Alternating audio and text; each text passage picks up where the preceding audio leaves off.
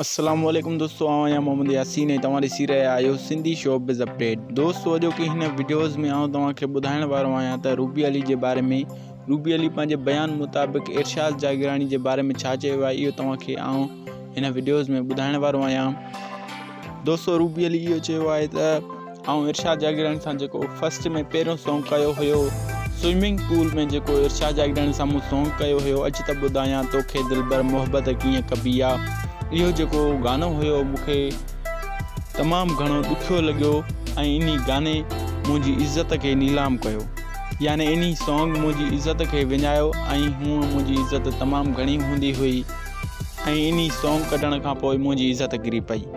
ऐं हाणे रूबी अली इहो चयो आहे त हाणे मुंहिंजो इरशाद जागरानी सां न को सॉन्ग हूंदो न को प्रोग्राम हूंदो ऐं न ई वरी इरशाद जागरानी सां मां तव्हांखे स्क्रीन ते नज़र ईंदुसि, यानी कंहिं ड्रामे में नज़र ईंदुसि। ऐं दोस्तों मां तव्हांखे ॿुधाईंदो हलां त अॼु खां बाद में इरशाद जागरानी खे तव्हां न टिकटॉक वीडियो ते ॾिसंदव, न फेसबुक ते पिक्चर ॾिसंदव ऐं न ई वरी कंहिं ड्रामे या स्क्रिप्ट में ॾिसंदव।